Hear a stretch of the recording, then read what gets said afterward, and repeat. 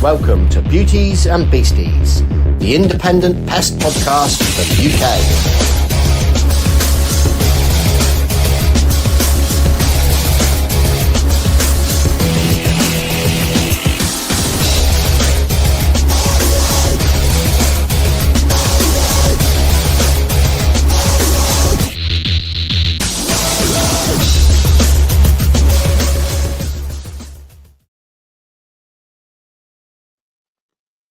Hello, hello, hello. How are you all doing?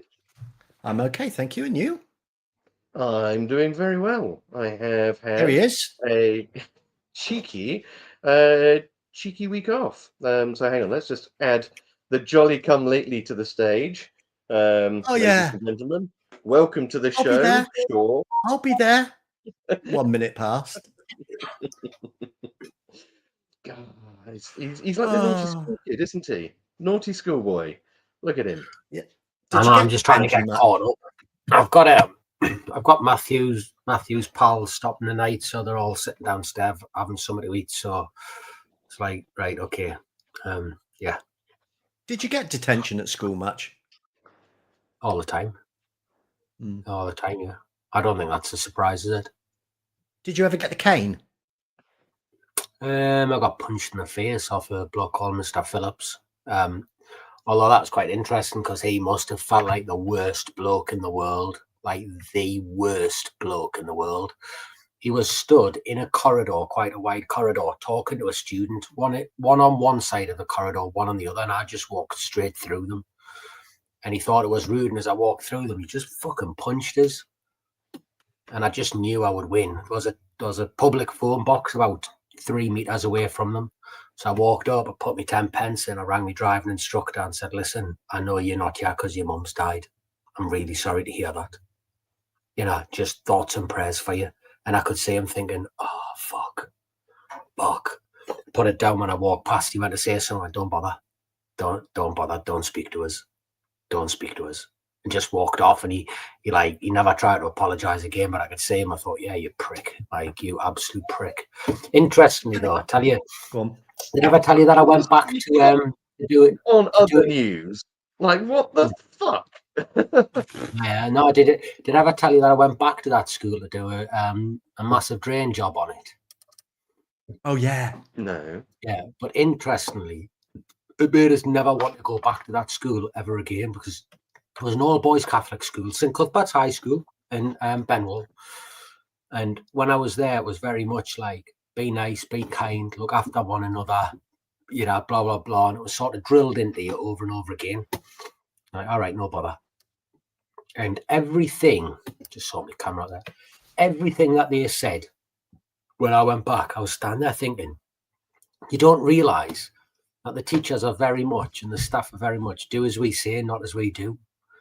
You know, I tell you how rude the woman was on the phone. Neither I nor any of the lads liked answering the phone to her because she was just a rude, mean, horrible woman. And I can remember thinking, I went to that school and you all told us about being kind and all that, you know, and I just thought, I never want to come back here ever again, ever. These are just horrible. You know. Did you get the cane, Alex? Did you ever get the cane? He never got the cane. Let's put this to a vote. So, number one, did I get the cane? How old do I look? I was not old enough for the cane. It did not exist. No. Sheldon, never caning. come on, stop it. No, Sheldon. And secondly, right. Do you reckon I got, like, secondary school, college, ever get detention? What do you reckon? Yes or no? No. Do you think I got the cane? No. Yeah. I did. I got a lot of detentions, but from one teacher for one reason. And do you want me to tell? I'll tell you this story because I'm actually very proud of it. I like super proud of it. So we had an art teacher called Mrs. Wilson, and she was hilarious. You know, she was absolutely brilliant. But she became ill and was off, you know, for half a term pretty much. Now I am shit at art. I am absolutely awful. And the supply teacher came in, and I was doing a picture, a painting or something. And she just turned around and said, come on, you've got to try. And I don't know why I did it, but just off the cuff, I just went, well, it's not my fault, I'm colorblind, expecting her to see straight through the ruse. And she was like, oh my God, oh, I'm so sorry, I'm so sorry, I'm so sorry. And I was like, no, no, no, no. And she wouldn't let me take it back. She would not let me renege on this flippant comment. And so I just lent into it. And like next art lesson, I was just like, whoop, whoop, whoop, whoop, like purples instead of yellows and stuff like that, like really taking the piss. And I was like, is this right, miss? And she was like, you're doing very well. And so I spent like half the year just absolutely categorically taking the piss out of it. And then, of course, Mrs. Wilson came back and she looked at all of this shit that I'd done and just pulled me to one side and was like, I've known you for like 2 years now. You're not colorblind, are you? And I was like, oh, absolutely not. And she's like, why did you do that? And I was like, well, I said it's to be funny, and then she just wouldn't let me take it back, so I just rolled with it. And she was like, you know what? Her fault for not understanding this sooner. But also, you're going to have to come back in every lunchtime and redo every single picture that you clearly have not done any work on. So there we go. Lost every lunch for the second half of the year to redo all of the paintings that I had fucked about on. So there we go. Yeah, tell you the other thing that happened at school. I went to an all-boys Catholic school, so you can imagine the ribbon that we got about did the teachers touch you and all that. And I was like, honestly, hand on my heart, I never saw any signs of that. I didn't think it went on. I never heard any rumours of it. There was a rumour of a couple of the female teachers having an affair with the sixth form students, which were probably true. You know, I can't remember the name of the teachers, but blah blah blah. And I was like, no, I never like. As far as I was aware, everything was tickety boo. When I went back to do that job, the caretaker was in the same class as me. He was the longest. He was the person who'd been there the longest, Tony. And he come out and I was talking to him, and he went, "Yeah, blah blah blah." He went, "Remember Mr. Spraggin?" I was like, "Oh, the geography teacher." He's like, "Yeah." "Mr. So and so." I was like, "Yeah, yeah." He's like, "And so and so." I was like, "Yeah." He's like, "Oh, yeah, they all got done for nonsense, didn't they?" It's like, "Oh." After I told everyone that this definitely did not go on, I remember thinking, why did they avoid me? Is it because I would have stood up for myself, or because I was fucking ugly? Do you know what I mean? I couldn't work out which one it was. I'm going to be honest with you. It's probably a little bit of both. Yeah. Just not worth the effort, mate. He's an easy 6 out of 10. It's just not worth getting in. Yeah, there we go. Right, this is a joke in bad taste, and we should probably not continue to make it. But there we go. What a time to join, says Jasmine. Yeah. So, what we're going to talk about this week, because we were going to have a guest. We were going to have quite an exciting guest, and we won't. I don't know. Are we going to mention who it was in case? Yeah, it was Artemis Reeves. Okie dokie. Yeah, we are going to mention it. So yeah, we're hoping to get her back on at a later date, potentially, hopefully, probably. So watch this. Is that Ian? No, second name. Artemis Reeves was called. So she's just like, do you know? I think she'd be a great guest as well. Very interesting. Google her. Have a look at her picture. Sponsored by Harkeela, etc., etc. Looks like she should be a raging lefty, but actually loves like stalking and shooting and going pheasant shooting and stalking deers and all that. Would have been a great guest. Believed in candles and shotgun shells, I think, which would have been great. But two things you don't generally want to get, muddled up in the dark, particularly speaking. I just need to cleanse. I lit the incense canister and blew my head off. Have you guys actually seen? So I used to, considering we don't have an agenda, I don't mind going off the rails for a bit here. So when I used to do field trials ages ago, I knew a guy called Graham. I used to do a lot of field trials out on his side, and he had a rare breeds farm in the middle of nowhere. And when I say in the middle of nowhere, drive down a little country track, and then it was just this 100-acre wood that he lived in, and he bred rare breed pigs and goats and sheep and stuff like that. But he was the closest thing I've ever seen to a hillbilly in my life. He was like proper. If he was wearing something other than a flannel shirt and sawn off jeans, it's because he'd been to town to go and get money out of the bank, and he had a little sort of like poacher's hut that he used to stay in, and he'd smoke roll-ups, but his missus hated him smoking roll-ups, so he'd roll these roll-ups and he'd hide them all around the sort of like farm, just in sort of like, in a hole in the wall, little sort of like bit, so as you're walking past you could have a crafty fag and chip it out and like absolutely mad. But he used to love all of this poachers paraphernalia and stuff like that. So he used to go to all the markets and find all this old stuff, including like a anti-poacher tripwire. So basically, it was a pole like this, and it had a shotgun cartridge at the top, and then a pin and a tripwire. And the idea was, is you pull the tripwire out, it came. Oh, you little bastard! Just pissed on Dog you. just chewed one. Yeah, the dog just chewed the zip off my nice trousers, like literally as we were talking there. I thought she was chewing a toy. But yeah, basically the pin came out, dropped the canister down, and it was meant to be so you could put like a canister of rock salt and percussion charge behind it. But chances are it just got loaded up with a nice bit of 12 bore in there. But there we go. We had that. So that is, he used to have all kinds of stuff like that. Absolutely used to love going around his little hut and finding all of these weird things. I knew Sorry, a technician. there we go. All done now. Now because we were going to talk about clusterfly, I knew a technician that got a 10T smoke generator stuck to his hand while it was going off. Lindane smoke generator. He kept it in the back of the van and he kept it next to the tack. Because I don't know if everybody used to know, there never used to be ready-made glue boards. You used to have a tin of tack and a cutter that was it was like a set of prongs like that, and it had a little bit of piano wire through it, and you hooked it up to a battery. So it was they were actually for cutting polystyrene tiles. So you get your tin of tack and you'd stick your ruler in it and you go around like that, boing, boing, boing, and then you get your big long strip of glue, cut it off with your hot wire, stick it on your cardboard and smear it around. But he kept these smoke generators, and smoke generators used to come in a little tin.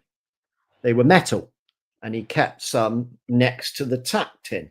So he'd gone up in the loft and I don't know how he did it.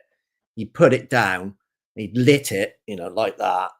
And of course, his hand was stuck to the smoke generator because he got tack all over it. And he was, and back, the Lindane smoke generators used to go off like a Roman candle. They weren't like, they were really like. I've got an interesting actual thing about that, but yeah. Continue. Anyway, no, that was it. He had a little bit of a burn on his hand. I'm laughing at you. I'm laughing at you. Jasmine Emerson's, Davy Brown, PE teachers too. My brother-in-law's a PE teacher. I can't wait to show him this. Guilty as charged. They were always bullies, weren't they, PE teachers? They were always bullies. Or there was always one that was a bully. Yeah. Yes. I can't remember either of mine, but I remember finding it a miserable time. Mr. Eardley and Mr. Beck. Mr. Beck was canny. I went back and they're like, I think he died of like some sort of cancer. I thought, that's horrendous. Mr. Eardley used to speak as he spoke. He would be, we used to call him Spitfire because he would just spit all the time.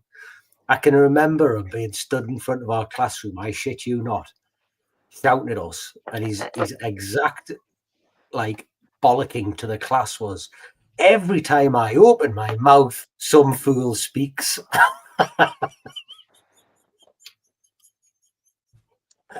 Yeah, you can't build on that. That's just setting yourself up. How they were always failed at some other type of teaching, though, weren't they? PE teachers. They would. I don't know. Some of them surely must have gone into it with the intention of being PE teachers. No, I've got to be honest with you. I just think any male who goes on to be a teacher of kids like that, it's got to be a little bit weird. Women, I get it, caring, sharing, and all that. But when you're a man and you want to go be a teacher, it's fucking weird as shit. Well, hang on, no. Kids, the fucking. I can't be bothered. I like my kids. Don't like anyone else's. Like the thought of like teaching other people's kids. It's like herding cats. I don't even like going to do schoolwork during school hours because you're walking, it just stresses us out. They're flying around, they're touching shit they shouldn't do. You can't shout at them. Like last time I kicked a couple, I got in trouble. Do you know what I mean? Like, oh no, I quite like teaching kids. When I did the talk at I'm going to dig myself a pit here, and I, Sean's. Where do you dig No, I'm it? with you, Hugh. It's just him that's an irascible Well, asshole. I'm here. worried what they're going to accuse me of. I don't Yeah. want to be the second one on the podcast. So Oh. I quite enjoyed giving a talk to the scouts. It was quite I interesting, hate it. I hate dealing with kids. I hate it. I hate it. I hate it. I always say that if I was going to basically give up on pest management, I would go and become a lecturer, like a science teacher. Yeah, there we go. And that can, yeah. But then again, on the same hand, they always say the best way to learn is to teach, don't they? Yep, absolutely, because it lets you know what you are absolutely confident in talking about, and that's the stuff that you know, and the stuff that you're not confident in talking about is stuff you probably need to learn. But So yeah. 99% of the teachers actually believe their own fucking waffle, don't they? And like you get into it and you think, that's not true. That's not true. Like, it's just not true. You see it all Have the you ever time, heard don't of you? the? Yeah. Have you ever heard of the Dunning-Kruger effect? Dunning-Kruger effect. Yeah. Yeah. So It's fucking for true. those who don't know, and it probably would behoove a lot of people to sort of like listen, because basically Dunning-Kruger effect means that if you imagine a X and Y graph like that, on one side you have actual knowledge, and on the other side you have confidence in that knowledge. It's very clear that people that don't have a lot of knowledge have a huge amount of confidence in what they're saying, and it gets to a point where actually you suddenly realize that you don't know everything there is to know about this particular subject material, and as your knowledge increases, the knowledge of your gaps increases, and so your confidence declines until you start to become a subject expert and it kicks back up again. But you see it all the time on the internet, which is why I tell you now, it's an apocryphal tale. People who shout the loudest usually on the internet have the least understanding of what it is that they are talking about. Says 3 people on a podcast. Yeah. Listen, I openly tell you I don't know a lot, so don't ever ring me up for advice. I don't know. I was going to say, but the thing is, nobody ever has to listen to what we actually say. Yeah, by choice, not by force. By choice, not by force. Unless you we're need not your last popular. few CBD points. You tell that to the orchestra of people I have. No, that's fine. just everyone else back here. Oh dear. Should we talk about some pest control, I suppose? Yeah, It's pest been a control. while, Yeah. What So have you been I doing, don't know, Sean? probably Go on. a good start to say what we have seen more of this year than we have not seen other years. So what's been big this year for you guys? Bed Well, bugs for for you. us, yeah, I was going to say it's bed bugs for us, but that's not because of the climate or anything like that. It's just because purely of the work that we've got. And you're not allowed to say that in today's modern world, are you? It's brilliant. This you're not allowed to say it, are you? what? Don't say it. Don't say it. Why? What type of work you got, Hugh? Don't say it. Don't say it. Don't say it. It'll make you a racist if you say it. Go on, say it. We got lots of housing work. All right. It's not racist to say that there is a correlation between people who are in squalid conditions and having a higher instances of They're not pest. squalid conditions, but they are. Well, there we go. It's social housing conditions at the moment. It's not just that, but though, it's is it? not They're brought over from immigrants, isn't it? As a general rule. That's like, the HMOs, yeah. Yeah, don't get us wrong. We do get jobs outside of that. 90% of it, it's immigrants, isn't it? Like they bring them over in the suitcases, and then they come over and they'll stop in one address with someone for a few weeks, and then they stop in another address, and even if they don't have them, they pick them up and move them, and then they live with them for quite a long time, and you walk in, it's fucking leaping with them, and because they're socially happy with them in hot countries, they don't see them in the same sort of way that we see them, do they? And they just get out of hand, don't they? Definitely with HMOs and also with German cockroaches. We'd never seen a German cockroach around where we live. Never. Yeah. And we've got a few places that are absolutely flipping humping with them now. So yeah, definitely HMOs and cockroaches and bed bugs for sure. But our bed bug work is just social housing as a whole. Yeah. I mean, I'd say it's more the geography of the place, and also, as you say, people coming into the country under those conditions are all going to be funneled through the same avenues every time. It means that there's only going to have to be one point where they are all going to get bottlenecked, literally and metaphorically. It's going to happen. It's just going to happen. Tell you what would be interesting, if you could get into the migrant camps in Calais as a pest controller and go and do a couple of surveys on them. I bet you'd find fucking loads of interesting shit. Like, obviously guns and knives and that, but from a pest control point of view, you'd find some proper interesting stuff, wouldn't you? Like, especially some of the internal warehouses that you see. All those mattresses and. Ooh. Well, the interesting thing with that, I mean, if you think about it, is we are seeing more and more, especially when we talk about insect pests, not so much vertebrate pests, that's something else entirely, but invertebrate pests, when we have changing climates, we are seeing a lot more species moving over here and persisting for longer. Asian hornets, for example, and then moving further north than anyone anticipated them to do. Ooh. But we're also seeing species of mosquito and the rest of it as well. And so it's clearly shown that there is a migration of human movement correlates with, insect movement, especially. Do you mind? Right. So there we go. So what do you think is going to be the next big one to hit our shores then? Well, funnily enough, even though, because we're ad-libbing, Asian hornets, we've now had one within our zone, within our area. Yeah, a nest, which is near, it's Wareham in Dorset, but we've got calls in that area. So that's the first time. The thing is as well, I don't have to tell you as to anybody listening to this. If you've got Asian hornets turning up now, they've kicked out a lot of queens, haven't they? A lot. Mm-hmm. A lot. And the wasp nests are still going on down here. We had a call again today for one. Hang on a second. So yeah, we had another call again today for a very busy wasp nest.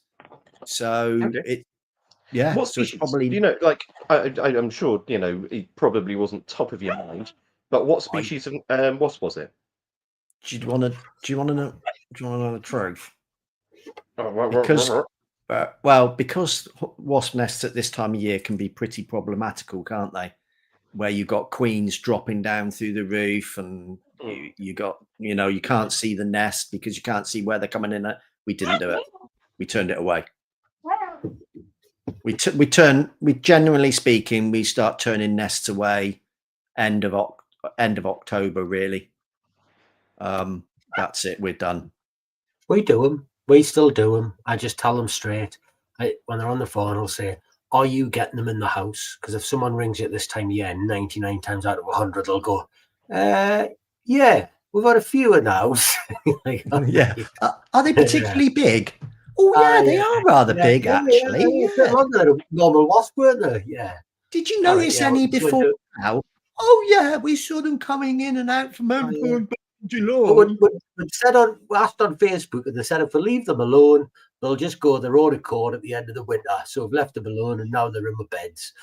Yeah, we just say, listen, we'll do a treatment. There's no guarantee that you're not going to continue to see them. If you want, we can fog the loft space with ULV. If you don't, we can come back and do it. And this is what it's going to cost you. And just double it up and treble it up and whatever it is to deal with the stupidity of leaving stinging insects in your thing because you want to save yourself a little bit of money. Didn't have any. We had some, but we didn't have as many European hornets this year. That's strange. I had a lot more where I was. Like more Europeans than I've seen in a long time for me.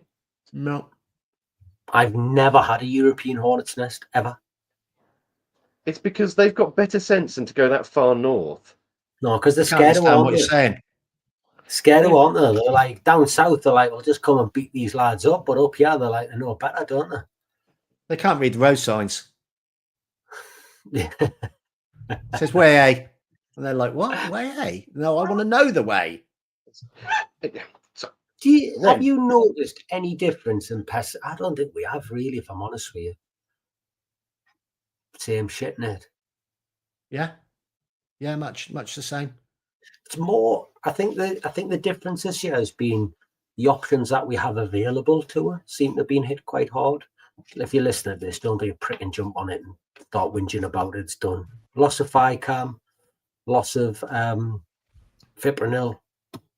You know, 2 products that we used a lot of. Can't use them anymore. Has it stopped us getting the job done? Nope. Made it definitely more difficult. But I think so. We're not going down. Yeah, I think so. Go on, I'll Alex. be interested. Sorry, I was about to say. So talking about wasps and the rest of it, generically we lump our 2 species of wasps in together here, don't we? Like Germans and commons. But I believe it's the common in places like New Zealand that in areas where it doesn't get freezingly cold, they will go over and over, year on year on. Now, okay, they don't usually do more than a couple of years because I don't think the queens are set up to survive that long, and they just simply won't be able to manage the number of eggs and brood. But we're probably approaching a point, climatically, where we are not that different from these places in New Zealand. And so with that, should we start to expect more? We always say, it won't make it over winter. It won't make it over winter. Leave it be now and it'll be gone. However, we can't be far away from the point where actually that may not be true anymore. Well, we haven't. I think we've had. I mean, we keep saying this though, don't we? Oh, the first frost, and they'll all die in the first frost. The first frost. Hang on. I thought we were all talking about global warming. I didn't think we were getting colder. I thought we were getting warmer. No. What I mean is, are you being intentionally obtuse here, John? No, but that's true, isn't it? It's like, no, it's not. Is it about global warming? No, it's why it's called climate change as opposed to global warming now, because it's all to do with the disruption of the thermohaline sink in the between the Mediterranean and the North Sea, and the changes in salinity. So what happened to global warming then? Do we not believe in that anymore? No, it is. It's localized. It is localized. So basically, would you like me to do this? Do you actually want me to go Sheldon on this? No, I fucking really don't. Yeah, okay. Then in which case, take my word for it. Was it Al Gore? Was it Al Gore? It was Al Gore, yes. Yeah. And he called it global warming, though, didn't he? Yeah, because he didn't call it global climate change, did he? He called it global warming. No, because it presents at the moment as a global trend in an increasing increasing temperature of our seas. So it's considered global warming. However, there are areas which are getting colder, like there are certain ice sheets which are getting thicker. So yeah, there we go. But hang on a second, no, because it was definitely global warming, because we're like, yes, all the ice caps are going to melt. Everything's going to be under, like, don't build houses next to the sea because you'll be like swimming with the fishes. And we had to actually sack that. It's getting warmer, not colder. It's going to get warmer. So, oh my God, you are. And we had to look at tropical plants, didn't we? Right. Yeah, what have you been doing in your bedroom, Sean? And then it will suddenly get much colder. Do you know what it is? Carly brought 2 lamps. These 2 lamps, yeah, you can see it there. And she was really, really happy with them. And mine was a little bit not quite straight. So I decided in my infinite wisdom that I would make it straight and bent it. And yeah, every time I can straighten it, and every time you knock it, it falls over. And I've just given up with it. But because the repair, she doesn't want to get rid of them. So I just try to put my head where it is. These here are my headphones, which are on charge, and this is my side of the bed. Tin of deodorant, a lamp, and a pair of headphones. Anyway, back to global warming. Back to global warming. Yes, Terry's right. It is cyclical. The point being, though, is the cycles are happening when we are alive, and we are having an impact on how fast they are going. There is no denying that. It's not man. Well, there is. No, there is denying it. Yeah, there is. The most definitely is. You were the colder when you were a kid. Definitely colder when I was a kid. Like, We used to get snow every year. We're going to have snowball fights. I can't remember the last time I've had a good snowball fight with someone without it turning into slush. And they definitely called it global warming, didn't they? All of them said it was global warming. Ice caps are going to melt. We're all done. Whatever happens, we've got to stop. We didn't stop, and then it got warmer. They get colder. Which is the other There's guy? so many The other confounding factors here. There's tetraethyl Which is the lead other guy? in the The other 70s. that we used to watch him when you were a kid, David Bellamy. David Bellamy, wasn't it? Professor Yes. David. Yeah, and he was absolutely adamant that it's all a load of guff. And that other guy as well, Trump, he says it's a load of guff, doesn't he? Oh yeah. Two wildly credible sources in the world of climate science. Yeah. I hate both. So you're talking about COVID vaccinations as well. Oh, that's a good one. What happened to the hole in the ozone layer? Remember the hole in the ozone layer that was like over Australia or something? That's why everyone got skin cancer, and it was massive, and it was getting bigger and all that. Not heard about the hole because we stopped using the chemicals that were degrading it. Oh, so we fixed the hole in the ozone. What, a little bit of methyl bromide? The ozone layer fixed itself over time, over like the 40 years that we stopped using. Hole in the ozone layer. That was a Jason Bird, absolute classic. Although, that's another one, cows farting. I did see something the other night, and it was absolutely true. They said, I tell you what, I'm going to get 2 garages. One of them's going to have a cow in it, and the other one's going to have a car with its engine on. Pick the one you want to spend the night with. Okay. Cars, is it? It's not cows. It's not cows farting, is it? It's not cows, is it? I mean, well, that is true. That is absolutely true, isn't it? Oh yeah, Packham's a can't get around that. Yeah. Hang on, flat earther. No, it's definitely not flat. It's round. We're not stupid. We just don't fall for the gumph, do we? It's clearly round. No, of course it's not round. If it was round, how can you fit the dome over the top? It's technically more Satsuma shaped than round, but okay, there we go. So Lex, you're so gullible. Yes. Oh my God. Clusterfly. Is that how you spell gullible? Let's talk about pests. Otherwise, I'm just going to God. members all over the globe, members all over the map. We just lost 10 watches in 5 minutes. I think we better talk about pests. Yeah, it's because they're leaving in solidarity of basically you two bullying me. That's what it is. Let's talk about the whole news earlier.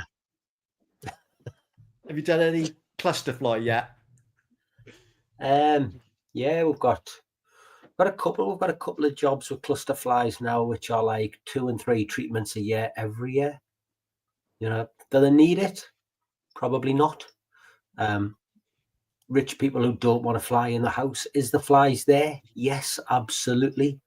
But you definitely, if you do them, you definitely see a reduction in the numbers over a couple of years, which leaves you with a question. How many flies is it before you say no? You know, if there's 1 cluster fly, do you say no? Do you do a treatment? If there's 10 cluster flies, you know, at what point do you turn around and say, that's enough, we don't need to treat this anymore? So what about when you've got them on contract? Surely, sorry, and you this should go on, Alex. I was about to say this should fall into what's your CCLs, like critical control limits, which is something that you do in industry. No, you're both looking at me like, what the fuck? A CCL is like when you've got your EFKs and you're taking the information off your EFKs and you're like, oh, there's 1 fly, 25, 36 flies, 192 flies. At what level do you intercede and say there are too many flies? And so it's really kind of clear cut in that. But you should be able to apply that. You should be able to apply that same logic to every fly. I don't think that's cluster fly. I don't think that's true with cluster flies because cluster flies, by their nature, attract to their cluster flies. Yeah, but you're asking at what point is an unacceptable number of cluster flies? Yeah, but so that's a Yeah, but if you don't take them out this year, then you definitely end up having to kill more next year. Like with CCLs, I get it 100%. If you've got a load of blue bottles, then it points you in the right direction. You say, listen, we've got to do something here, and you're looking at the source. But when the source is the flies themselves and they are the attraction in and of themselves, then at what point do you turn around and say, and then of course you might turn up and you might see 1 or 2 cluster flies. But if you fog that loft, how do you not know that you're not going to roll over 100? There's 100 too many. You don't know. It's one of them funny ones, isn't it? Well, the thing is, I suppose it's that is up to the customer to decide, isn't it? Yeah. Really, Yeah. if they think, you might get one customer that says 1 is too many, and Yeah. another one where 50 buzzing around, and it's like, it's no big deal. But the Well, thing, one's certainly too many for pharmaceuticals, isn't it? So what difference does it make? Like, but the thing was, again, would you ever put them on contract? I mean, I've been to. mate, I'm confident this is true, but I can't confirm it at the minute. We went to a contract a little bit north of us the other day. Rent-a-Kill have got spiders on contract. Oh, mate, there used to be Spiders on contract. used to have. So one of the actual specifications was all pests except for wood boring insects. Right. That's what you were covered for. Everything under the sun. All pests except for wood boring insects. I think it was bookers. Yeah. So, but you would have actual specified like clusterfly contracts four times a year, and you'd be in like July, August, and you'd go, and the customer would let you in, and you'd think, what am I going to do? I'm going to go in the loft, and some guys would be like, well, I'll just take the sprayer up in the loft and spray some water around that. That'll do, won't it? Keep them happy, won't it? Give me something to do for an hour. The optimum treatment time is 1 hour. So I've got to stay up there for an hour. What am I going to do up there for an hour? I'll spray some muscatrol around or whatever. Be all right, won't it? Yeah. They're on contract. Spiders on contract. I'd never heard anything from it. I said, who goes in the loft? And it was for the loft space, I said, who goes in the loft space? They said, no one. You know I said, what, you got spiders on contract for a loft space that no one went into? I can guess 2 reasons why you have spiders on contract. Because you don't like them. But yeah, phobias. And number 2, there was that big sort of like furore a little while back with Steatoma. The Daily Mail spider. The Daily Mail spider. And so somebody probably like worked that in. It was especially, I don't want those sort of like false widows around here. I've got someone who's deathly allergic to a spider that they've lived alongside for 40 years and not realized it. And so it would have been put on there. And the thing is, there's nothing wrong. There's nothing wrong with it. You can't use a lot of our chemicals to control them, but we don't just have chemicals in order to control them. There's 100 other things you can do in the form of pest management. Pest management isn't spray and pray. We don't have Websters, do we? Do you just mean a long pole with a fluffy brush on the end? What are you talking about? That is called a Webster, and you can get a Black Ops Webster. True. Ask our American friends. You can get a Black Ops Webster, which is like the very, very posh duster poles with a nice little fluffy duster on the top. Okay. So there we go. The Americans are selling a service to control spiders, and they've even got tools to do it. So it's not that ridiculous at the end of the day. If someone's going to pay you to do it and they're getting a satisfaction from it, why laugh at it? Why be like? Because you didn't. Did you see the guy the other day doing his spray and pray? For me, I think it's public health pests, right? Like, and just because someone will pay you to do it doesn't necessarily mean it's right. Like, we have absolutely seen them power hosing down the outside of buildings. Did you see the one the other day? Insecticides. Do you know what I mean? Like just because someone will pay you to do it doesn't mean it's necessarily right. Spiders not beneficial? Do they not control flies? Does anybody anymore clusterfly spray the outside of buildings with a wettable powder for cluster flies? How about that one then? No. Ficam W in a sprayer, and then you get a sprayer and you get the extension poles on it, and you spray the outside of the building all the way To be down fair, through it, and then it rains. to be fair, when I've seen those, when you've looked on a cluster fly job on them big old houses with slate roofs, and you can look out and see the slate roofs, sometimes the roof looks like it's frigging shimmering with them, doesn't it? There's that many of them turning up. You fog the loft space, you go outside, and the paths outside are black as they're just dropping, aren't they, in huge numbers? And you think, wow, like that's And they're going, spectacular. That ah, yeah. we did that at a No, very no. popular hotel in on Dartmoor while it was open. That was the only thing, and they were going mental because all these flies were dropping down on the patios while they were all out having their tea.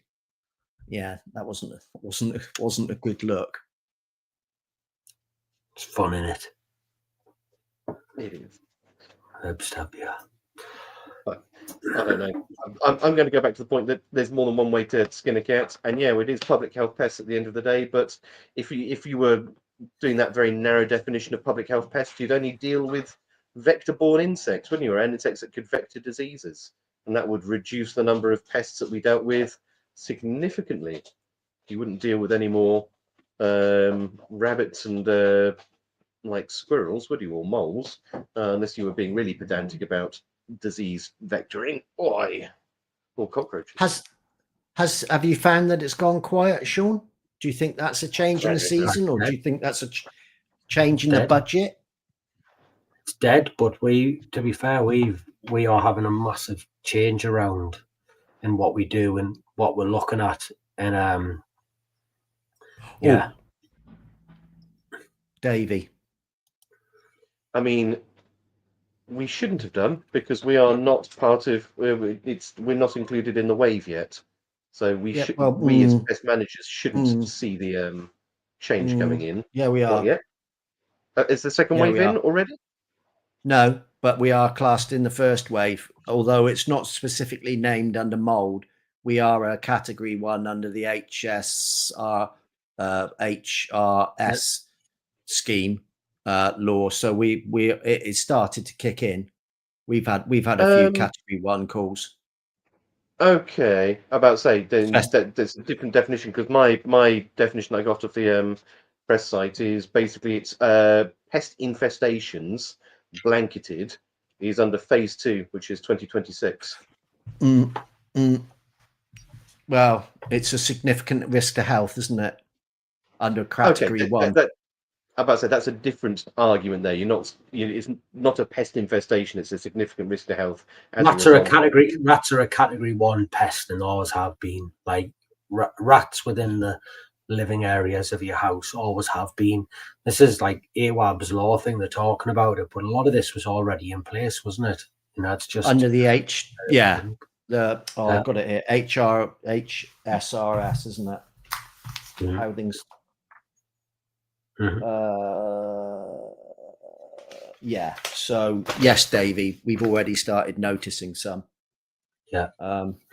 Tell you what did happen. I spoke to a guy today who is in one of the big HHSRS.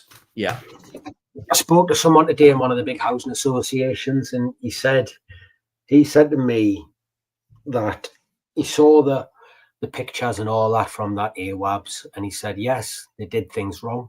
Absolutely. He said, but when you saw the conditions that they had the kid living in, like at some point your common sense would have kicked in and told you, and a lot of it was lifestyle, although they did do things wrong. But he said, listen, that basically meant now that the tenant is free of all sins, that you are responsible for everything. And I was like, right. I said, so what's going to happen? He said, what will probably happen is we'll probably start doing a lot more regular, proper inspections on a property. And if someone does have lifestyle issues on them, we'll just look to get them kicked out. You know, like we'll go down the route of enforcement. Like, you have to clean this up. You have to tidy this up. You can't live like that. If you live like that, we're going to take your tenancy away from you, because they're going to know that the outcome of that is at some point someone's going to turn around and say, listen, I've been living with mold. But he said it's become abundantly clear that a lot of their tenants have no idea that living the way they do is an issue. You know, he said, like, you walk in and you're like, you can't live like this. And like, what? But the Like, thing is, if you know, you've got mold and condensation, and you're, you know, drying the washing in the front room, and you've got all the doors and the windows shut. Well, it's a bit like, well, what do you expect? So yeah. what do they then do? But no, this is, so what he said was, we can't like allow that mold to be there. We've got to do something. So if we start seeing things like, I don't think it's a lifestyle issue. We're just going to have to offer them, like, listen, sort this out, do this. We're going to come round, we're going to check, and if you don't, we're going to serve you papers to get out because you're destroying the property. So you've Wow. got people who are probably not that sharp sitting there, like, you know, incapable of looking after themselves and the family because it's just the way they live, and they're going to be out on the rear. I've got to admit, I've been looking at it, and I don't want to say it, but it seems like a little bit of a backward step, really. In the way that, you know, if a housing association or a council has suddenly got to think about, well, if it's a category 1 under our Arab's law, and we're going to have to reallocate housing to those people while this problem's sorted out, there isn't enough houses as it is. Where are they going to go? Where are they going to put them? In a hotel? Yeah. You know, which is, well, surely or the intention is to, in a military camp, I suppose you could always stick them there, couldn't you? Yeah, that's a good place, isn't it? Good place. First of all, been taken up lately, though. I tell you the other thing that he said the smaller housing associations will likely look to sell or merge with the bigger ones. He said, because it's only the bigger ones who seem to have the ability to deal with this, the money. And the resources and the people and etc. etc. He said, so if you're a smaller association now where your purse strings are tight, you can't find an extra 40 grand a month for your pest control. Like, the big ones will be circling, picking off the little ones. So he said, thoroughly expect to see the littler ones start to merge. And I was like, interesting. Because you only want to go to a house and it's got a drain issue, and you've paid for the drain survey, and then you found £6,000 worth of work that needs doing. And oh, by the way, the one next door is the same. They got rats in the building. Arab's law's kicking in because they got rats in the building, but you need to sort the drains out. So there's 15 grand straight away out your budget. Yeah. You only want 10 of those in, you know, you only want 10 of those in a month, don't you? And it's like, Jesus Christ. Yeah. Yeah. So doesn't it behoove us then as an industry to, you know, one bit of you could be very cynical and turn around and say, there's always going to be a lot more work for us coming our way because people are going to be paying a lot more attention to it, and they're going to be, you know, there is a a stick behind these words. But I mean, doesn't it behoove us as an industry to reach out and to educate? You know, prevention is better than cure. We have the skills and the knowledge and the behaviors to tell them how to lessen these impacts. They haven't got the money. They haven't even got the money for you to educate, Alex. They haven't got the money for you to educate. And there lies the problem. Then it's a lose each way. I mean, it's meant to be something to help prevent these issues occurring in the first place by having a legislative stick behind them to say, if this happens, then we will come after you, to stop it happening in the first place. But they're putting those restraints on an aging housing stock that has lots of problems, that probably were built just after the Second World War. Probably actually they're probably better than the other ones. Actually, the drains are breaking down in many of these places. They're prefabricated or Dutch houses, and we're now trying to say that these places have got to be kept up together when really they probably should be knocked down and just started again. Maybe that's the plan. No, so that is too cynical even for me. Yeah. But I can't build enough as quick enough as it is, let alone knock any down and restart. I mean, I think building them's not the problem. It's getting the places to build them. But still, we can win this industry. We can win both sides of this if we are smart in what we're doing. Some people can win. No, we can all. You just have to find your niche. You just have to find the bit that you can, name me one, there's a bit that you can do that another company obviously cannot. There'll be no one out there that can do all of it, but surely there would be bits that you would be able to do better than others. You'll be more agile, you'll be able to respond better, you'll be more competitive on prices. There's going to be some element of this that you do better at than, let's just say, the big three at the top. And yeah, it might just come down to insurance at the end of the day, mightn't it? Big six now, Al. Big six now. Forget that. Yeah. Big six now. Yeah. More. Indeed, What do you think's going to happen with your pests from now on, then, Hugh? How do you mean? Now till the summer, what's going to happen pest-wise for you? Well, we've still got the bed bugs for us. We're still cracking on with the bed bug jobs that we've got. We've got the one big one that we're still working through. So we got that one. We seem to have seen a definite decrease in domestic work. Now, whether that was because everybody was afraid of the budget, the money's tight, our website's not good enough, and we're not getting the work anymore, I don't know. But we're not even getting the telephone calls for it. So I don't know. That's gone quiet, but we're still ticking along with all the regulars and the contracts. We'll finish this year on time. So we're set to finish all of our routine work on time this year. So that's good. So actually, though it's gone a bit quiet, it's given us a chance to catch up. So we'll just keep ticking on. But I've got to say, if we didn't have that contract work and we were just solely relying on domestic job work, we would be.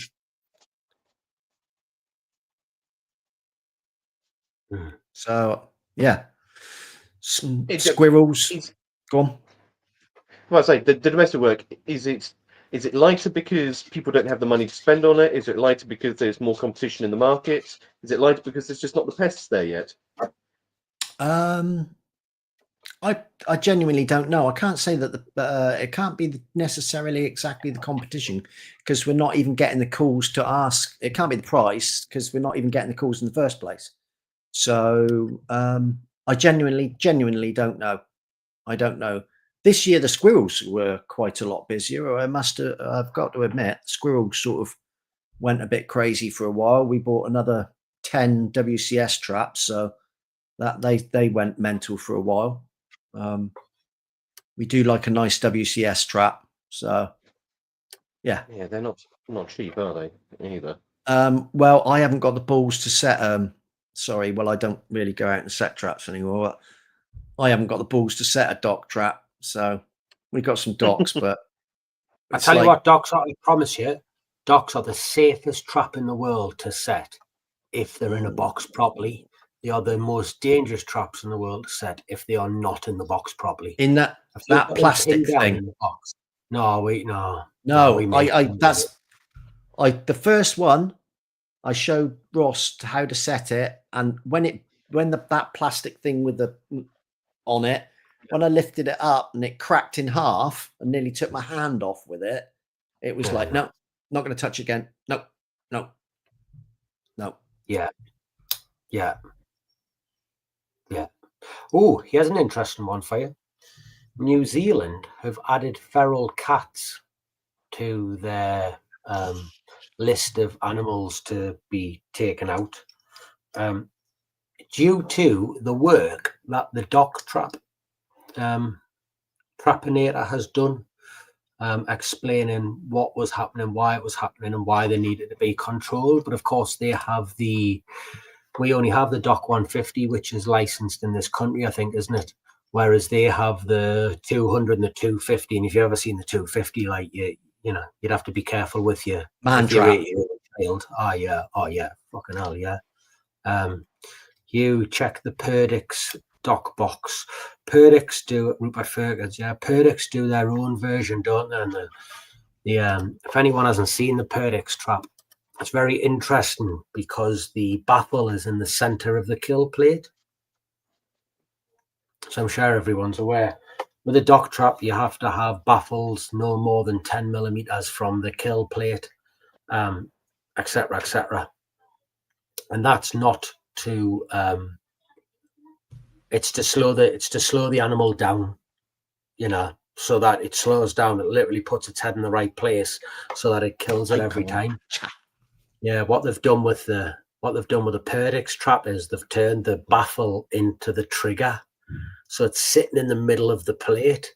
So they basically have to push the head through the hole of the baffle of the trigger, which sets it off, which brays it on the head. And I've been told that it's an over-engineered piece of shit from the lads who use them day in, day out. They've just said it's just, you know, whereas a dock trap is very binary in it. One's a naught, pull, stab, wallop.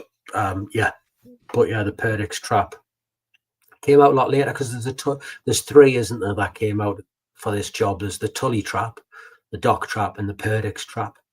Tully trap was the first one out. A guy in Scotland, I think, Tully. It's like almost like a quarter moon, same idea and what have you. It's got to be a headshot on it and all that shit. But yeah, have a look at the. Oh, it's boxes. said it's a box. Docs. What was the other one? Right. I did. I got some other boxes as well. They were the. The green ones.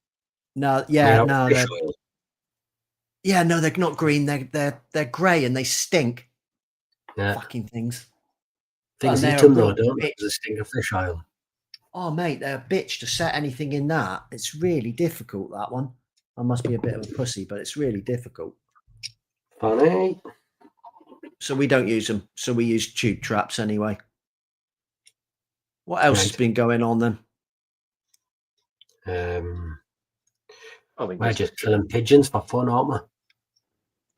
Oh yeah. I think we've shot 900 pigeons in 3 sittings. The question being is how are there 900 pigeons there to start with? I mean, what has happened in that situation to allow there to be 900 pigeons in such a relatively confined space? The firm that's been on there, no, the firm that's been on there has been hampered by red tape, is essentially what's happened. And then when you combine that with the technicians who are turning up don't have the right equipment to get the job done, from what I've been told. But bear in mind, I'm relying on. They've been told, this is what I'm being told, but they've got like one guy turning up with a Springer, and they've got to pay for 2 men on site.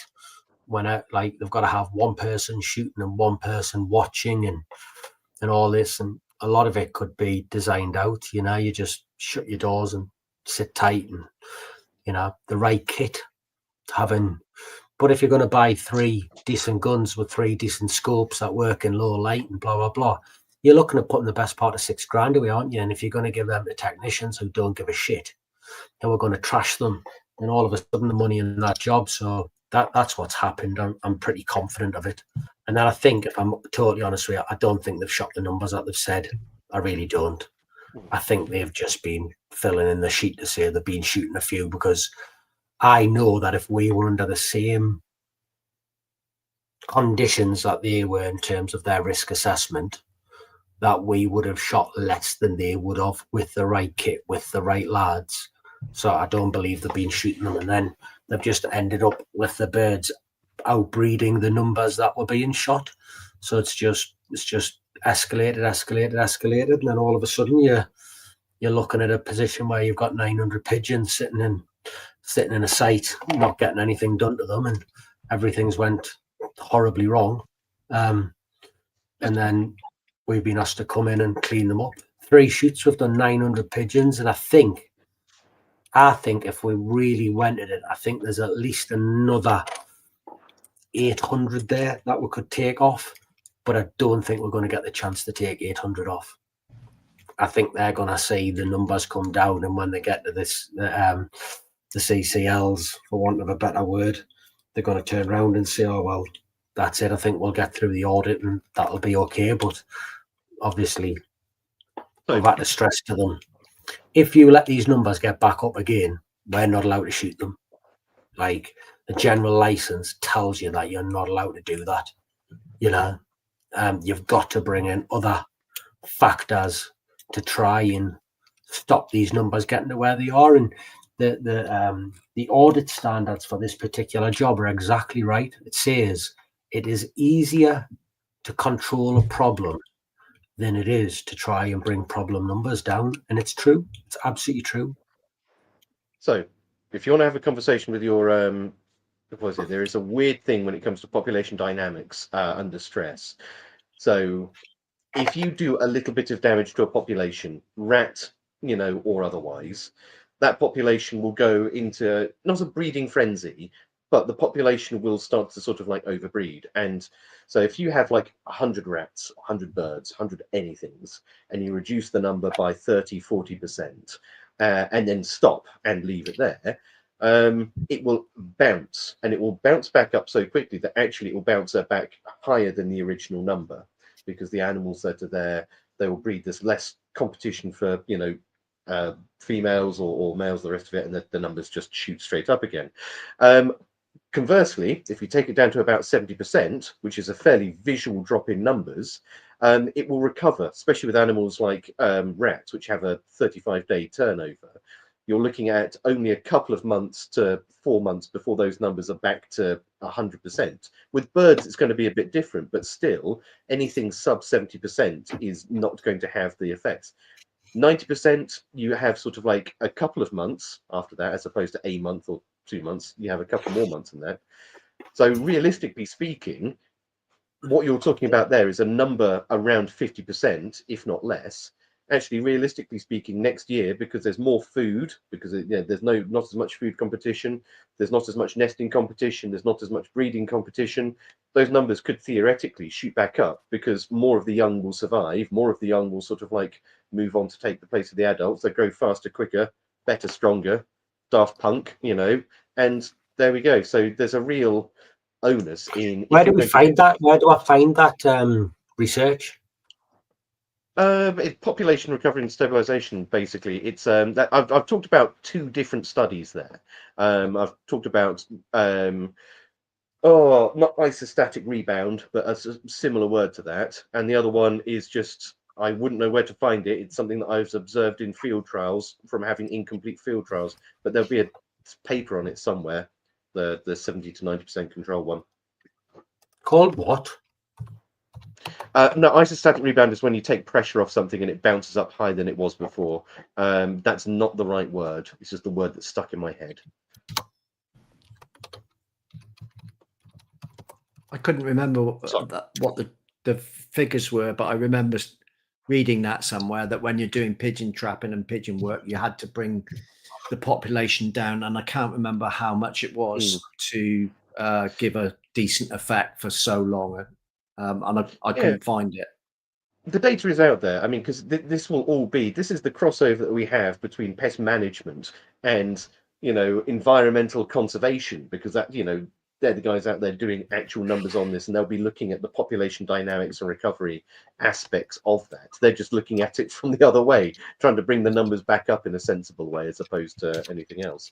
But it is an interesting fact, and it happens with almost all vertebrates, and even some invertebrates, because if you have a look at wasps, we used to have that classic 3-season rhythm, didn't we? Where you'd have one season where it was huge, and the next season where it was terrible, and then the next season where it was okay, and then a huge season again, and you'd get this sort of like, you pulling a funny face at me, Hugh, or whatever Sean's trying to stick into his mouth? Yeah, whatever Sean's trying to stick into his mouth. It looked like Sputnik, or not? It looked like a something strange. Put it that way. Yeah, but no, with the wasps, when you had a lot of them, then the following year you've had a lot of wasps. They'd throw out a lot of queens, and then you get a lot of queens all going to the same areas, all trying to compete with one another, and you'd end up having a higher than normal a number of failed nests. So you'd end up getting sort of like a fairly low year. That low year gives an average year the next year, and the average year puts out just the right number of queens that actually it saturates the area and they don't overcompete with one another, and you get a lot of very big nests coming off the back of that. So it happens with all insects at the end of the day. It happens with all life that lives in, a complex balance with us at the end of the day. There you We go. go. Accelerated breeding. When a portion of the population is removed, the remaining pigeons have reduced competition for food and nesting sites. In response to these improved conditions, they increase their breeding frequency, producing more broods per year, up to 6 times compared to the normal 3. Filling the vacuum. The vacancies left by removed birds are quickly filled by juvenile birds or new birds moving in the area, resulting in the population returning to or even exceeding its pre-cull size within weeks or months. There we go. I'm not a complete moron. I know some things. Where'd you find that? Yeah, then? Well, yeah, tell us where you found it, because actually that sounds like a really good bit of literature for a lot of people listening to this. Just AI. ChatGPT. Yeah, deep dive on ChatGPT. Where does it say? Let's see if I can find what the it does say at the bottom, AI responses may include mistakes. They definitely do. They definitely do. I found a few recently. And it's been like, what the? I'm sure that's wrong. It does actually say here, though. It says at the top, where is it?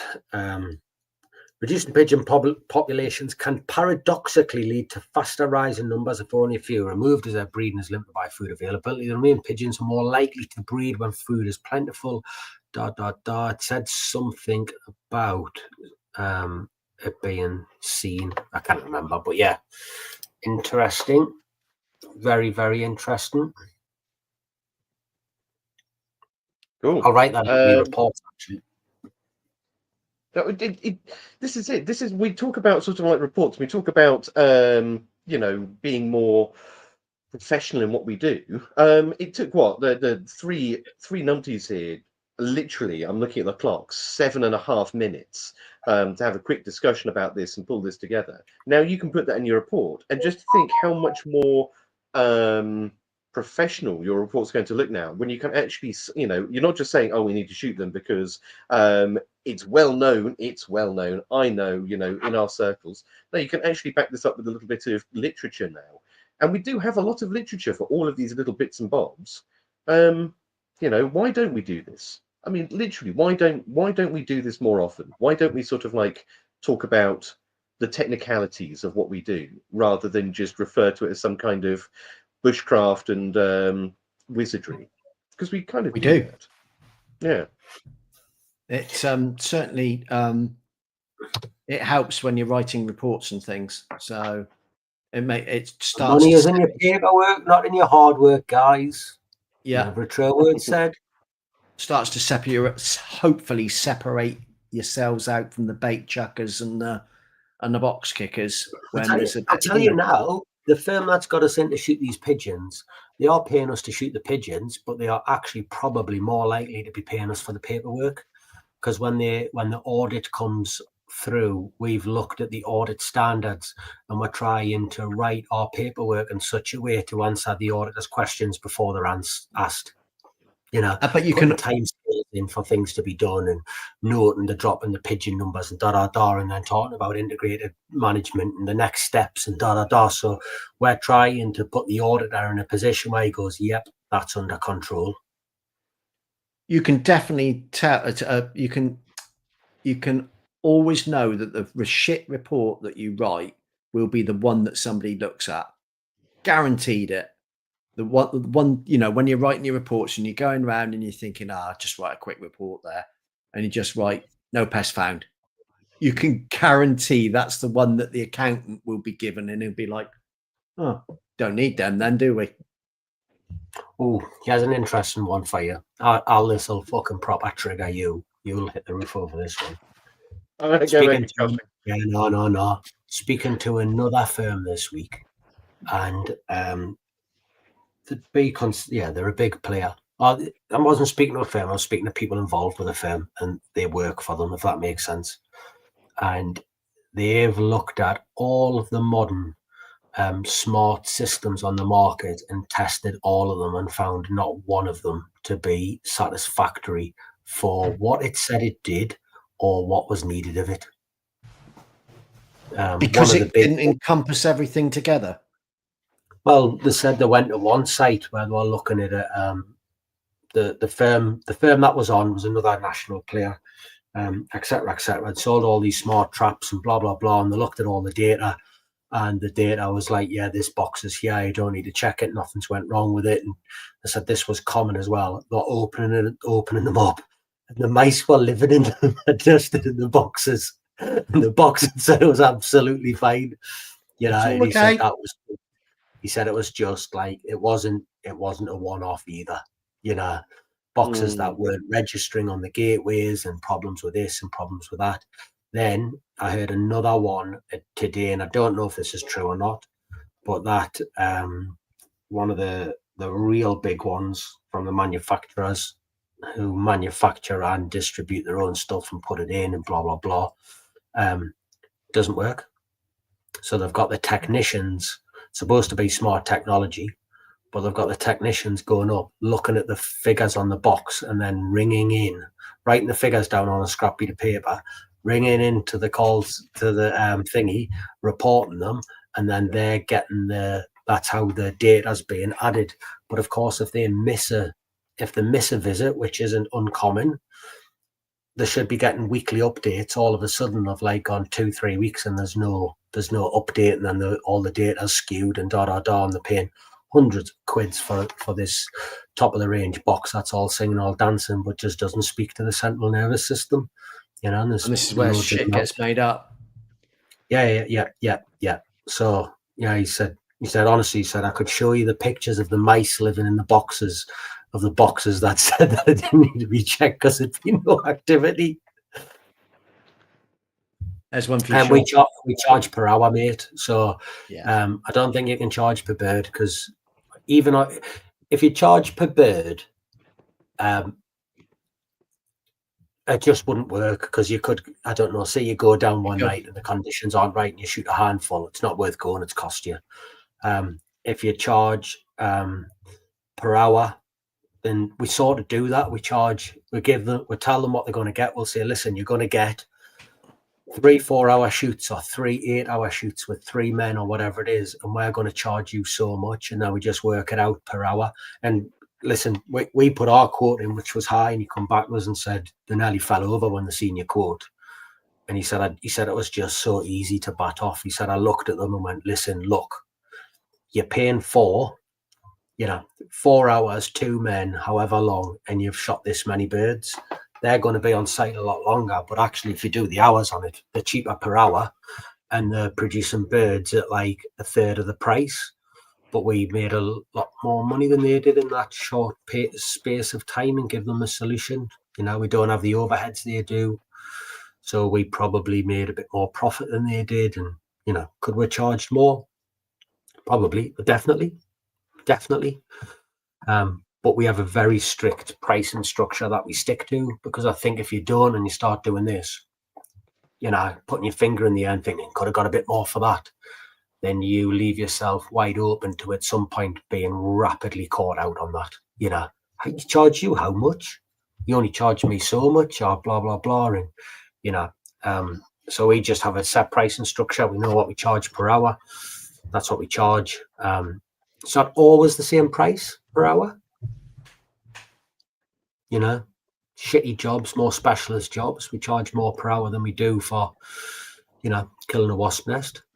But yeah, we know what we charge per hour, and we have sort of three pricing structures: basic pest control, complicated pest control, and then specialist pest control. Like, you know, so drains and bees would be specialist. The jobs that you don't want. No, the jobs we do want, the jobs that nobody else wants, that we desperately want. And then don't forget the twat tax one. That's what I'm talking about. The jobs that you don't want. Yeah, the twat tax. You know. Oh, he was a fuck. Yeah, he was a prick. That guy, he would look down on us, and he was a total dick. Yeah, we'll just add on another XYZ just in case. No. Yeah. I thought you were talking about a guest or something we'd had there. I was like, hang on. I missed that. No, dear. But no, you know, No, but we've sorry. go on, Alex. As I said, we've prepped on for like an hour and a bit now. We haven't really talked about the change in season, the changing of the pests at all. We kind of like touched on cluster flies. We've not really sort of like touched on rats or anything coming in. I mean, do we have anything to actually talk about here in terms of, you know, pests changing from spring to summer to winter, or are we just actually looking at now just one rolling Well, the thing is, as cacophony? as the world warms up and we get a little bit warmer, summer becomes more like winter, so there's no need for a change in season, is there? Global warming's out the window now. It's what is it? Climate change. Climate change. Climate change now, folks. You're all You encompassing look a climate bit like change. David Bellamy, actually, You're being Alex. flippant, and you Oh, think you're being he's a sort of dead like, ringer, actually, isn't he? what? Hey? You are a dead ringer for David Bellamy. No, don't do that to me. Like, I don't need another nickname or tell. Like, No, it can all go in together. David Sheldon Bellamy. David Sheldon, Sheldon. Kim Kardashian, Bellamy.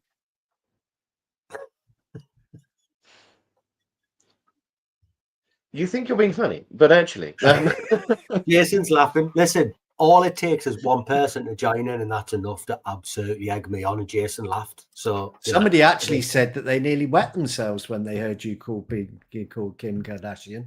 yeah, I was informed of that also as well. Popping up out of a pond. Oh, cheers, man. Okay.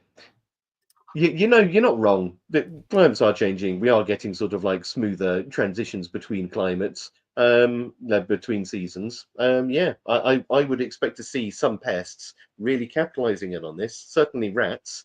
You know, we used to see a sudden sharp movement and migration of rats. Didn't Do really you see think we that last did? year. Do you I think we think we did? did. I think we did.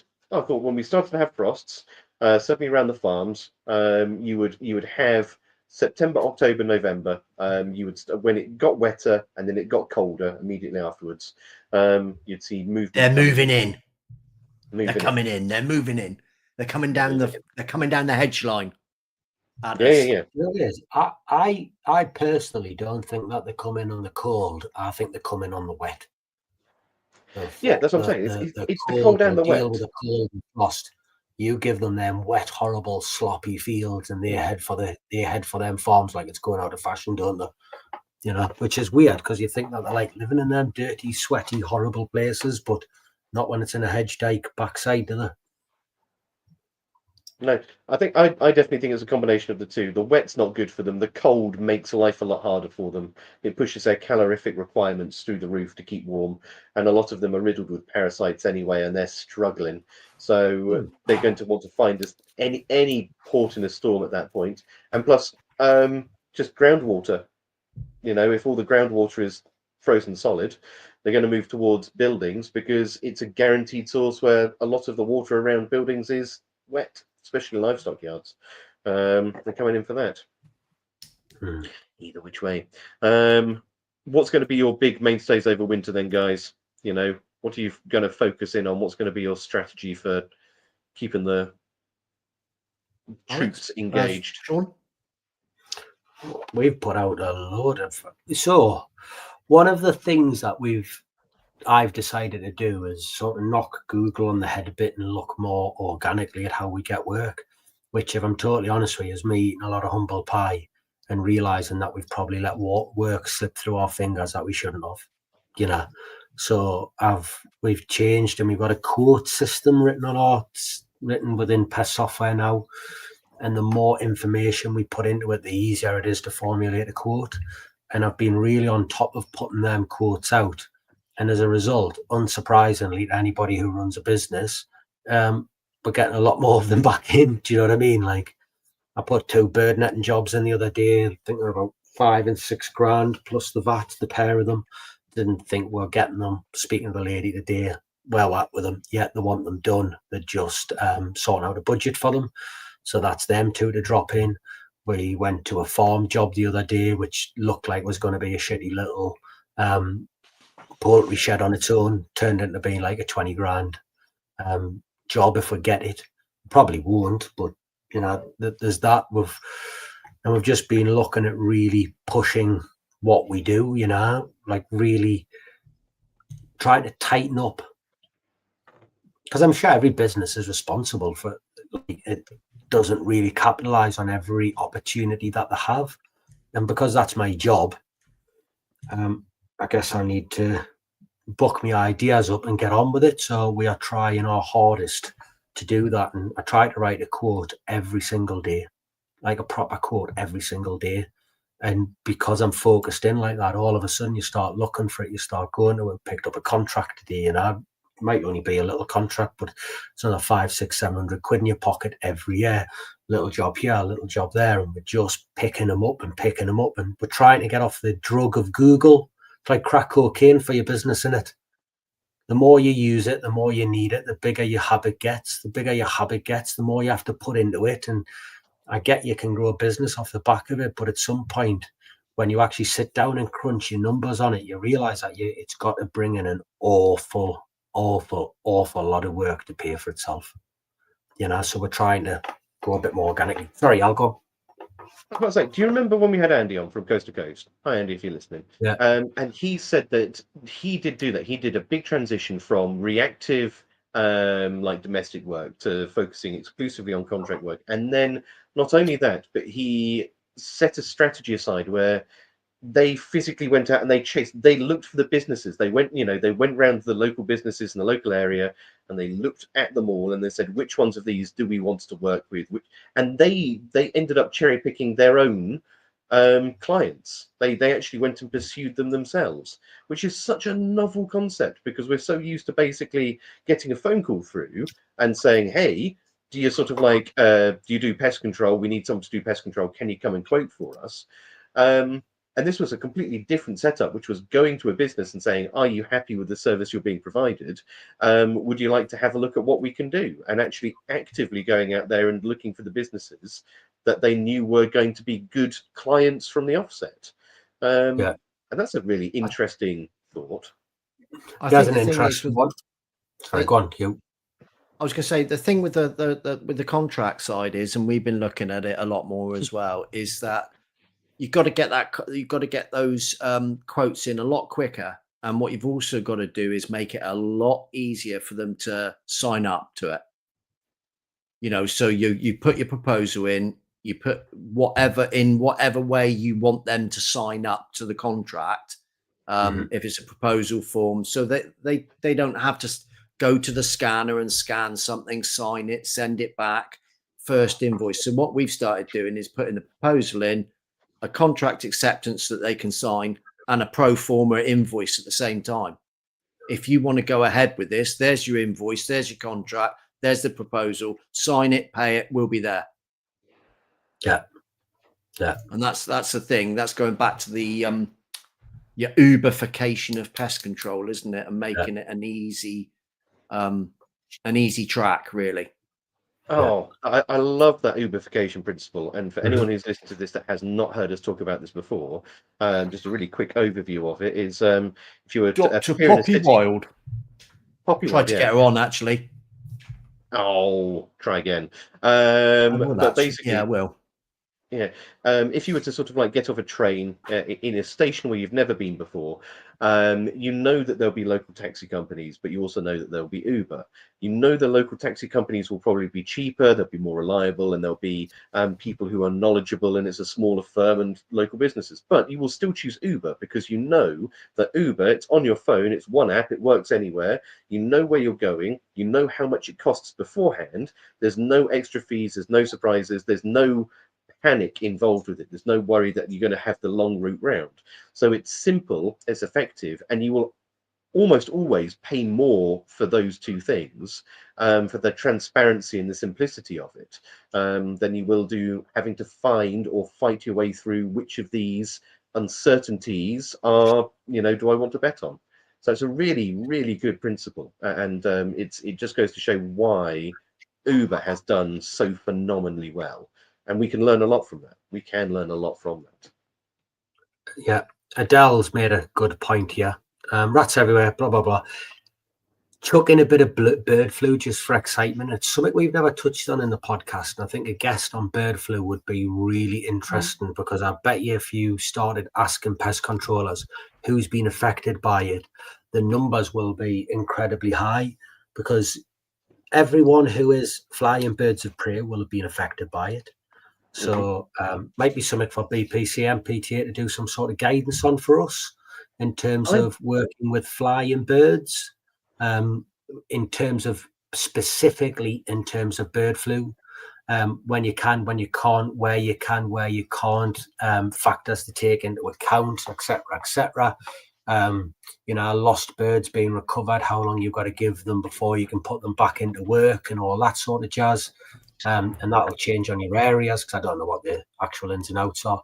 But then, of course, for the pest controllers, because you start looking at sites and it's like some sites you've got to take your own PPEs, some sites you've got to wear their PPE, you've got to put your overcoats on.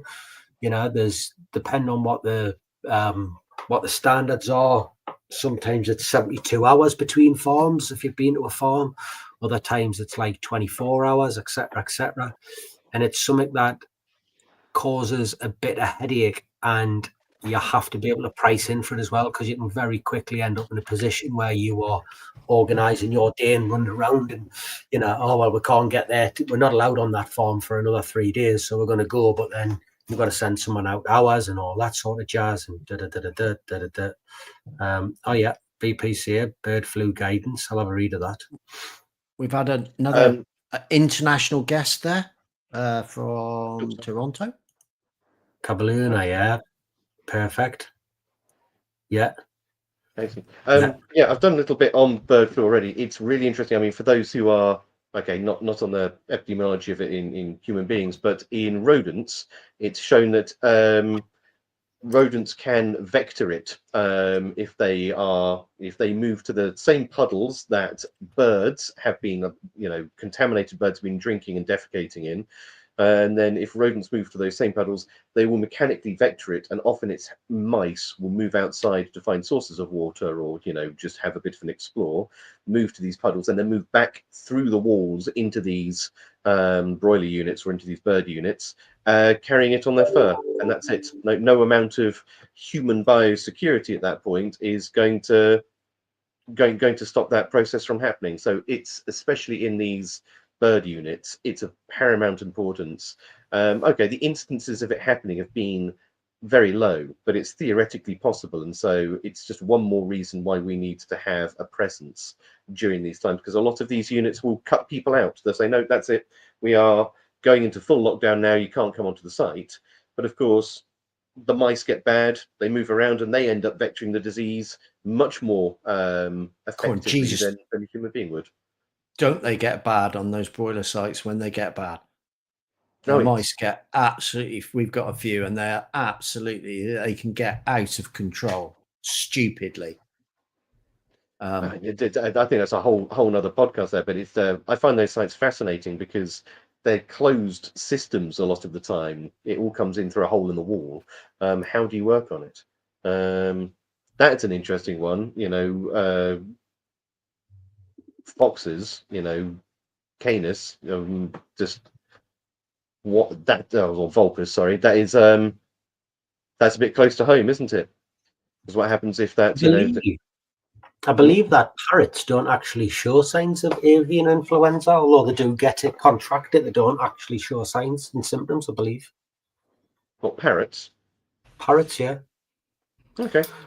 We do a parrot sanctuary, and she said that her biggest worry, because some of the parrots in there's only like 30 left in the world and stuff, and she said the biggest worry for us is avian flu, because they'll come in and kill them, even with no symptoms, because they know that they are, is it asymptomatic? Yes. Yeah. So if it's anywhere near there, they'll just go in and kill the fucking 700 birds or whatever's in there, just wipe the whole lot of them out for fear of running the risk. So she's popping her pants over that. Let's find someone to talk bird flu. That's a very interesting one, isn't it? I'm going to down. I'll find someone. I think we'll find someone. There's a guy called Mark from the Liverpool School of Tropical Medicine, and he did a lot on it was COVID at the time, but zoonotic diseases. So that might be a really good company to have, because zoonosis is. Sorry for everyone listening to this. Davey's derailed the last couple of minutes of this podcast, but saying but parrots can tell you when they feel unwell. Yes, they can. Yeah, They more can than talk, once. aren't they? Yeah. They can talk. They can talk. Cold and flu. There we go. Right, who do we have on next week? Because I don't think everyone wants to listen to us three Herberts once again prattling on. No, it's Darren Pierce next week from Rat Tracks, and it's the subject is to rat flap or not to rat flap is the question. That's going to be a really good one, because I think we've touched on this before. We had Davey on here, we've had others, Sean's doing this. It's always a really contentious subject, isn't it, as to what the what the purpose or necessity or longevity of a rat flap is. So I expect a really good debate off the back of that one as well. I think Darren's a good bloke and all. Like, he's a good bloke. He gives a good talk, doesn't he, Hugh? Does he give a good talk? Yeah, he does. Yeah, he did do a very good talk. Davy Brown. Was... Big shock face from Davy Brown talking rat flaps. Yeah. Well, yeah. Well, in preparation, anyone who's managed to get this far through the podcast and hasn't just ejected themselves out of the window, Davey did a really good podcast on drains and drain surveying middle of last year. Actually, he was probably one of our earlier guests. Have we already linked to it? Middle of last year. Middle of last year, earlier. Okay. Middle of the year before that. He was probably, sub 50 in our guests. One of the first ones in there. But long story short, go and have a listen to Davey. It was a really, really good podcast, really interesting and eye-opening about sewer unicorns, I think, more than anything else.